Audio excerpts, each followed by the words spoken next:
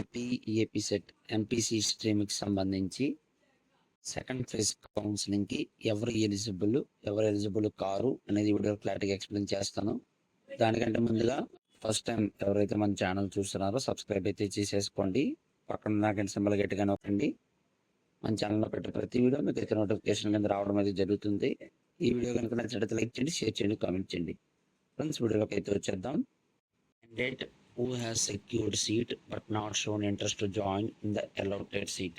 ఇది ఏంటంటే ఎవరికైతే సీట్ వచ్చిందో వాళ్ళకి ఆ యొక్క వచ్చిన సీట్ అనేది ఇంట్రెస్ట్ లేదు, అంటే జాయిన్ అవ్వడానికి ఇంట్రెస్ట్ లేదు, ఆ యొక్క బ్రాంచ్ అనేది ఇంట్రెస్ట్ లేదు అని అనుకున్నట్లయితే కనుక వారు సెకండ్ ఫేజ్కి ఎలిజిబుల్ అన్నమాట. ఫస్ట్ ఆఫ్ ఆల్ సెకండ్ వచ్చేసి who has not secured seat so far but they got certificate verified.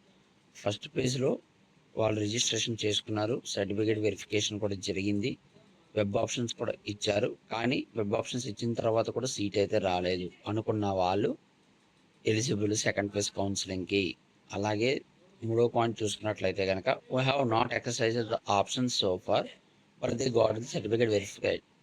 ఒకవేళ సర్టిఫికేట్ వెరిఫికేషన్ వరకు జరిగింది కానీ వెబ్ ఆప్షన్స్ వాళ్ళు ఇవ్వలేదు అనుకున్నట్లయితే కనుక వాళ్ళు కూడా ఎలిజిబులే ఈ యొక్క సెకండ్ ఫేజ్ కౌన్సిలింగ్కి. Next we have secured seats reported and aspiring for better option.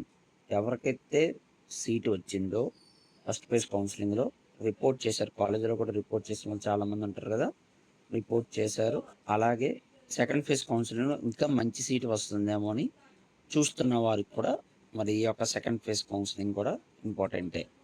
Who have reported or not reported but cancel their allotment order.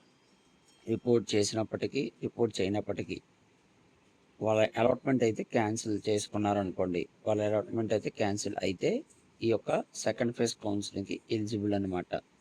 Next we have attended for certificate verification as per the above schedule. ఎవరైతే second phase కౌన్సిలింగ్లో first ఫేజ్లో registration చేసుకోకుండా second ఫేజ్లో registration చేసుకున్న వాళ్ళు ఉంటారు కదా, certificate verification చేసిన వాళ్ళు ఉంటారు కదా, వాళ్ళు కూడా సెకండ్ ఫేజ్ కౌన్సిలింగ్కి ఎలిజిబుల్ అనమాట. సో వీళ్ళందరూ కూడా సెకండ్ ఫేజ్ కౌన్సిలింగ్కి ఎలిజిబులే.